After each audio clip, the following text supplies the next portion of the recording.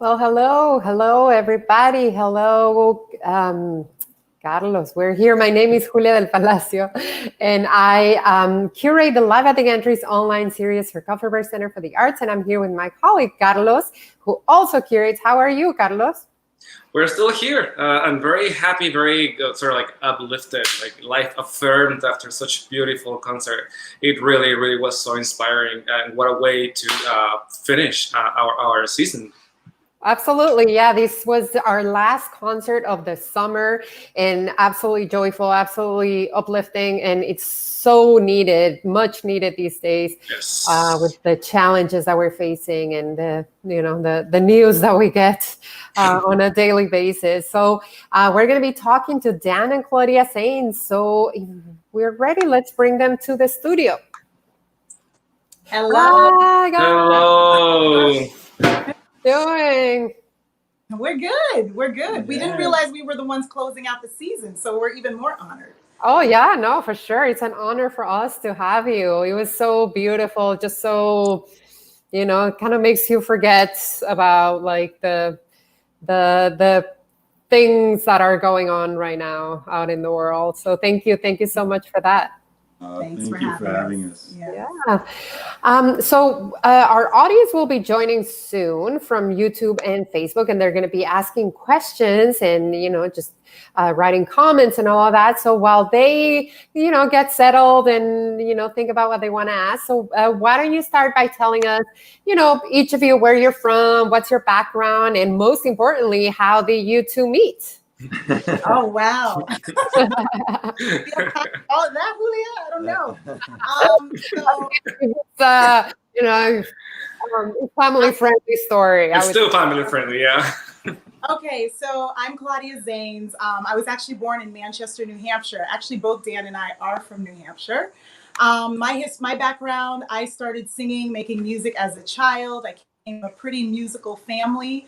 Not professional musicians, but music was just sort of the thing that happened at home. And since then, I got on to play in bands, and I started performing with the Performing Arts Group. And then later in life, I got my degree in music therapy. So I am a board-certified music therapist.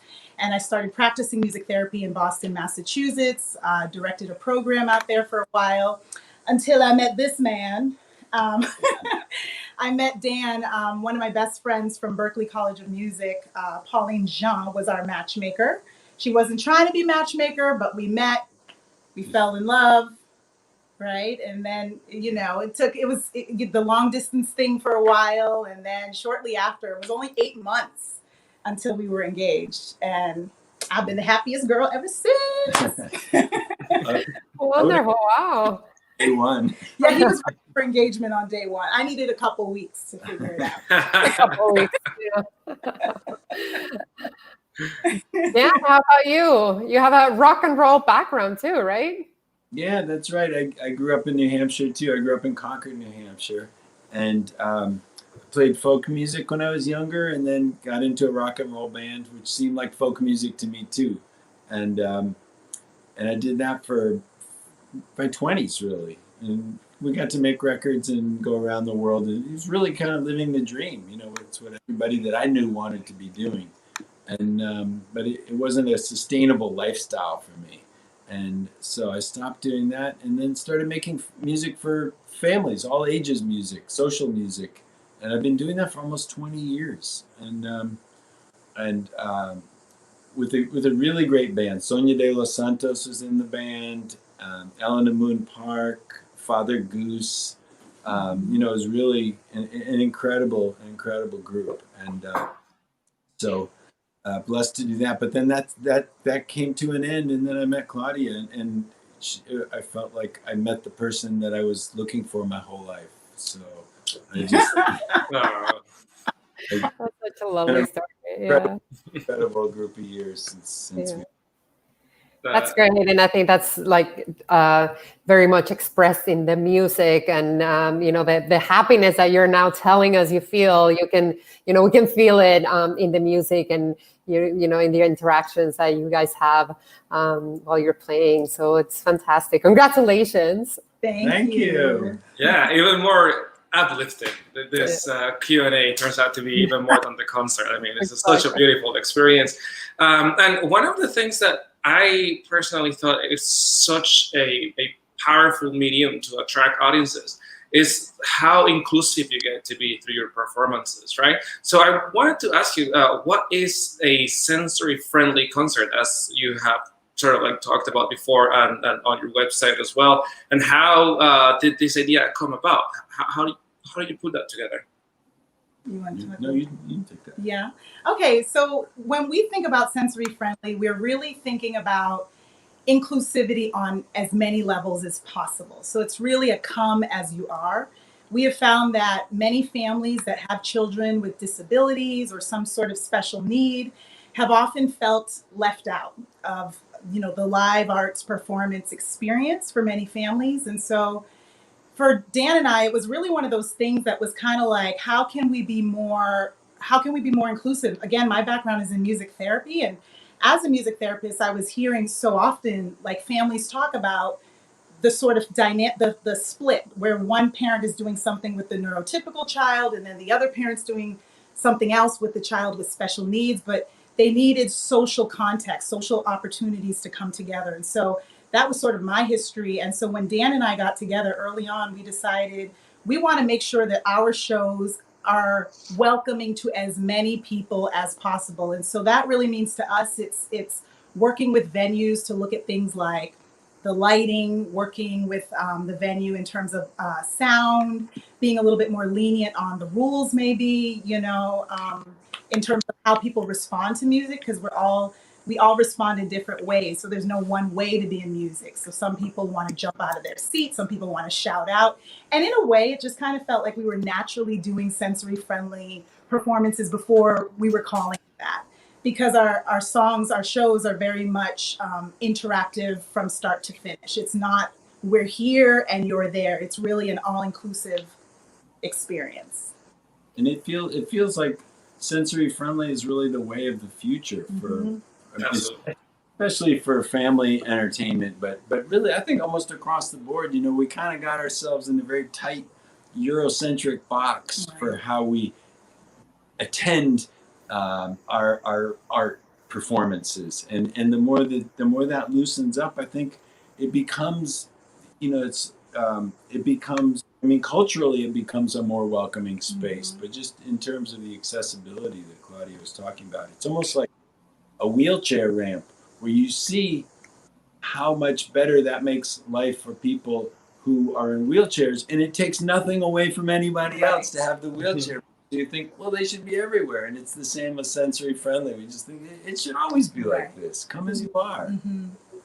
Absolutely. And I think, this is such a wonderful message. And I think it might be also, whoever's listening, a learning experience as well, because, for example, Carlos and I are both performers, and as performers, you kind of assume so much, right? Assume so much from your audience, what your audience can do, like clap your hands or do this or do that. And you're kind of maybe are leaving a lot of people out. And so this is really fantastic. I'm glad that this is being discussed, especially now when, it's so needed to have conversations about real inclusivity and not just like, we're inclusive in certain ways, but maybe, not others. So thank you so much for that.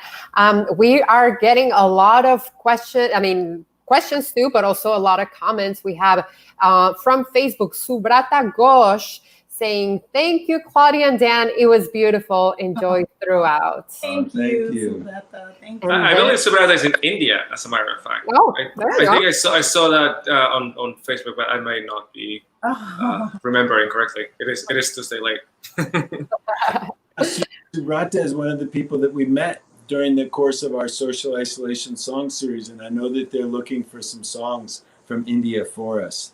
Wonderful. Wonderful. Yeah. Well, speaking of the Social Isolation series, we have, why don't you tell us about that? But I'm going to connect it to Claudia Norma. Hi, Claudia. It's so great to hear your name here.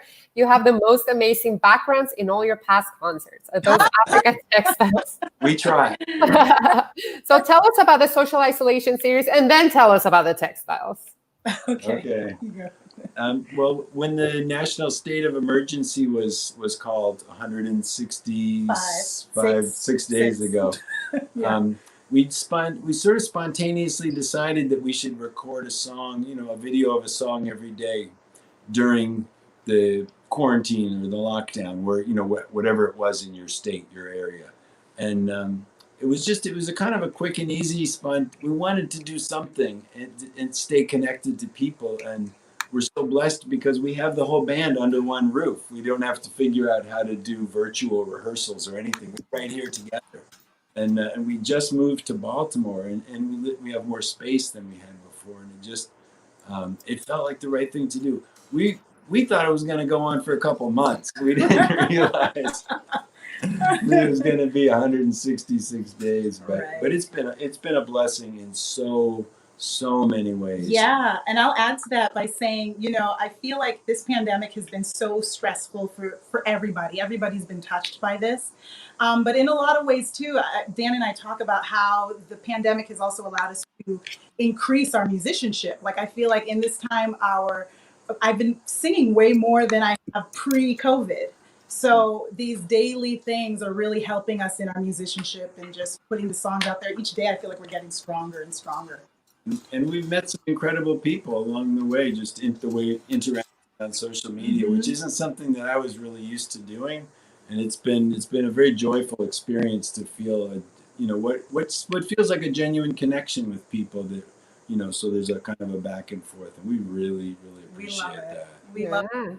So the songs can be used as a way to talk about what's happening in history right now. So it's not just necessarily from our, the old catalogs, but we're writing a lot, we're speaking to the times. So we feel like in a way it's sort of the daily paper of the day, if you will.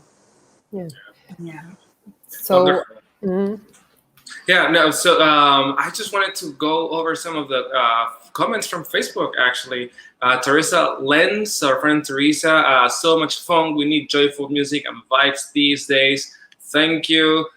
Susan Winter, we wholeheartedly agree with this. There are no worries in the world when you two are on. Thanks for your talents. Awesome. Thank you. Quite the fandom you guys have around. Now, I wanted to ask you about a project that popped out to me. It sounds super interesting. I think our audience would really appreciate to know. What was the creative process like for Night Train 57? Can you tell us, first of all, what Night Train 57 is and sort of how did that project come about? What was the creative process? We would really love to hear about that. Yeah, it was really it was an incredible thing. As soon as we met and started making music together, so many things started falling into place. And we were in Washington, D.C. I was finishing up a record for Smithsonian Folkways, and Claudia came down to help with that. And we had been calling the Kennedy Center to ask them advice about sensory friendly, because they really kind of wrote the book about it. And so we had a phone relationship with Betty Siegel at the Kennedy Center, and we just called up to say, could we have coffee? And she said, of course. And so we, what came out of it was they commissioned from us what became America's first sensory-friendly comic folk opera, which is Night Train 57. So working with the Kennedy Center to develop that was like a master class in sensory-friendly performance. So they brought people in that we could talk to. Roger Adichie from Temple University was around a lot. And so, for us, it was an amazing, we worked with Yuriana Sobrino, the percussion player, and it was 8 months of intensive sensory-friendly performance development about a train that flies into outer space. That's things though. Right. And the way that we get the audience engaged is it's powered by their singing. So the train doesn't move unless everybody's singing together. So there's a part for everybody to do all along the way.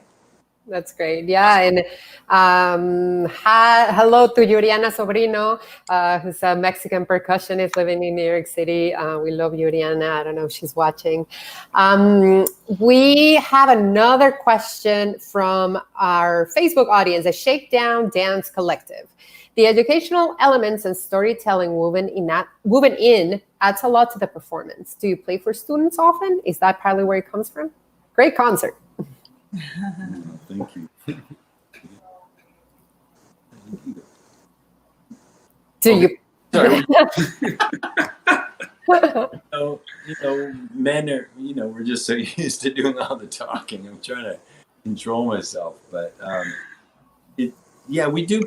We try and do as much as we can for in schools, and we've actually been doing more virtually than we have been before. So most of our time is spent performing in theaters around the country, but everything changed. Yes, but we were, before COVID as well, we were doing a lot of outreach. We kind of tacked that onto if we had a tour, we would try to add a day during the week for outreach in schools as well.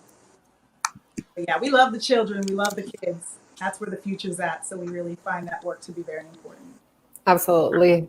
Yeah, absolutely. And such a fundamental, I mean, to go back to the idea that we or the theme rather, that of being so inclusive and being so purposeful to sort of like stop having so many blind spots and then just really go for it is a fantastic contribution you guys are making. So our friend John from YouTube is asking, where are you finding inspiration for music these days? I'm going to edit that. Any quarantine discoveries?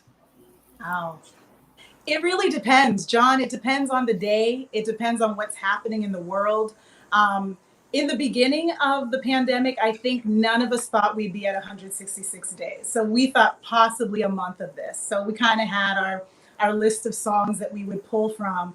But as we got deeper into it and as we saw things happening, not only on the sort of pandemic, the viral pandemic, but also on racial lines as well, what's happening in our country, it got us to kind of just focus on some of the songs of the past, some of the songs that have brought us through in time, in our history, but also songs that didn't quite exist yet. So we were inspired by what was happening around us. Sometimes we couldn't find the song that said what we needed it to say. So we were inspired to write songs. It really just depends. Some days call for singing about summertime. Like today we did a summertime song. And then there are other songs where we're talking about Ahmaud Arbery and other things that are happening in this day and age. So just kind of being real to what's happening in the world. That's where the inspiration comes from. Mm-hmm. Yeah, and there's a lot happening right now. We know, Claudia, that you're a music therapist. And so we wanted to ask you, and I think you kind of, referred to it in some ways during the conversation, but more specifically, how does music therapy intersect with your performance, with you guys' performance, more like in general? Yeah, well, I feel like I'm always drawing from my toolkit of music therapy when I am performing on a stage, whether I'm singing with Dan in front of a camera. There's no doubt that in this country, in this world globally, there is there's tremendous trauma that everyone is dealing with. So healing, using music as a vessel to bring about healing. And so we know that music can help in a number of areas. It can help elevate our mood. It can help us refocus and recenter, recalibrate, if you will. It helps with our breathing and regulation. So there's just so many great benefits to the power of music. Yes, it feels good to sing the song that you love, but there's so many things that are happening internally as well. And in our minds, all of both sides of the brains is being stimulated as well when we're making music and we're engaging. And to be honest, this has been a form of therapy for me and Dan as well. Just making music every day has given us a sense of purpose and what we're getting from the folks that write us and tell us how much the songs mean to them every day and how much. I think I'm frozen. Can you hear me still, Julia? We can hear you. Yeah, the image. Oh, there you go. Moving now. Yeah. So, and back in the day when I was practicing music therapy, it would be really using music as a way to address some of these non-musical goals. Again, that can be on heartbeat, that can be on walking, helping somebody that just had a stroke, helping somebody that had, that's dealing with developmental disabilities, all kinds of, we use the music as a way to address some of those things. Yeah. And so with everything, again, that's happening right now, and again, we see something else, honestly, I mean, like some terrible things almost every day. So I want to think that a lot of our viewers would find this idea of music therapy interesting and compelling. So where can people find out more about this, like generally and specifically about your work as a music therapist? So if they go to like amta.org, Google music therapy too, to just understand the history of music therapy. And if you go to my website too, what's our new website? DanandClaudia.com. Yeah. DanandClaudia.com too. I have in my bio, there's a little write up there too. I do get inquiries in that way too, because I've been doing more virtual sessions, telehealth these days. Mm-hmm. If they're interested. But I know that it is a way for people to deal with these times. Folks are stressed out. And we read an article recently that was saying, 25% of Americans are dealing with anxiety, like terrible anxiety. And I really think it's much higher than that. I think it's much higher than 25%. But I think that we need to find ways to channel that. And music is a great way to do that. So yeah, reach out to me. Great, there it is. So we're going to start wrapping it up, but why don't you tell us, what do you see in the future for you two? What are some of the projects that you have in the making, with or without COVID? What are your hopes? What are your dreams? I think we're trying to think about, I guess, we probably all feel the same way. Social change is really the goal, and music is how we get there. For us, that seems to be our role to play. So just thinking about how we can be useful. What's the, we'll probably make a record soon. We'll get better at making videos. We're working on some things now for UCLA for a festival in the fall. We hope to do more virtual concerts. And we seem to be, we kind of have a busy fall. I can't believe that that's happening, but we're kind of busy. And sorry, go ahead. And Claudia makes soap. Yes, I've been busy making soap, but I wanted to add to what Dan's saying too. We're new to Baltimore, and so that's really important to us as well. We moved here with the desire to really get involved on a more communal level. And so we're happy to be here, and there's some incredible work happening here in Baltimore. So we're really interested in collaborating with Baltimore musicians and other artists from a variety of backgrounds. And so we're really excited about life post-COVID, I guess. I think that we're not necessarily missing tour life in the way that, what we were doing before. We're really looking through a new lens of how we can be more useful on a local level, really touching the areas that we can touch and being effective there. So that's something that's on our minds as well. Absolutely. And I won't reveal too much, but there just might be another collaboration between Dan and Claudia and Coffee Rose Center for the Arts. So stay tuned for that. Very exciting. Very exciting. Before we leave, we have one more question from our audience member. Carlos, you want to? Sure.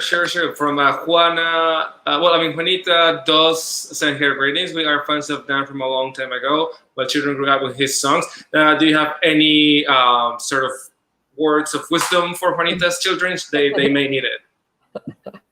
Make music. Make music. Yeah. Like we say, Juanita, make sure you tell your children to make music.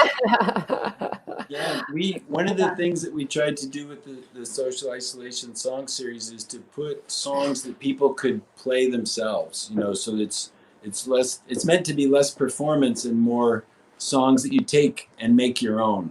And so if you're looking for songs to learn or songs to sing, it is a resource for that, I think. Yes. That's wonderful.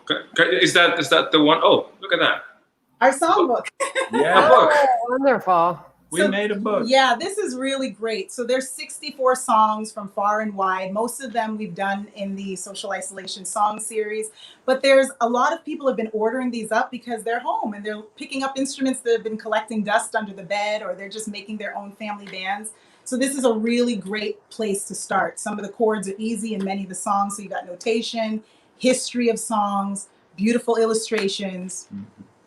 Yes. All right. And that can be found on your website? Yep, that can be found on the website. And Julia and Carlos, if it's okay, like Dan mentioned earlier, I am a soap maker. He wasn't kidding about that. I am a professional soap maker. I do small batch handmade artisan soaps. We're in a pandemic. Everyone's washing their hands. So if you're interested, I'm doing a release next Monday. They're all fall inspired soaps. Handmade here in Baltimore. And you can go to Cleo Soaps, CleoSoaps.com, CleoSoaps.com for those. All right. Yeah, absolutely. Well, folks, you heard it. Follow Dan and Claudia for news about their music, and follow Cleo Soaps for news about their soaps, which sound amazing.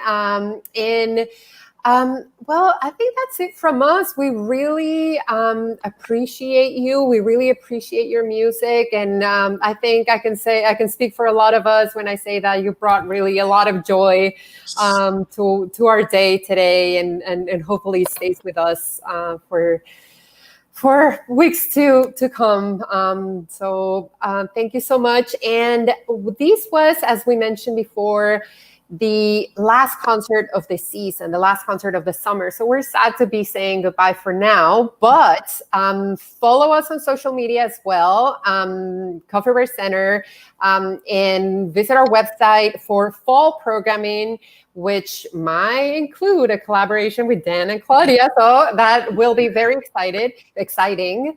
And we're gonna have a lot of programming in the fall. So please make sure to keep coming back and, just visit us virtually again soon. Thank you for joining us today and throughout the summer. And we will see you in a few weeks. Thanks so much, Dan and Claudia. Thank you, Dan. Thank you, Claudia. We appreciate y'all so much. We feel so connected in these times, and we appreciate the work y'all are doing to make that happen. Yes. Thank you so much. Have a great night. Take care. All right, Bye-bye, good night. everyone. Bye.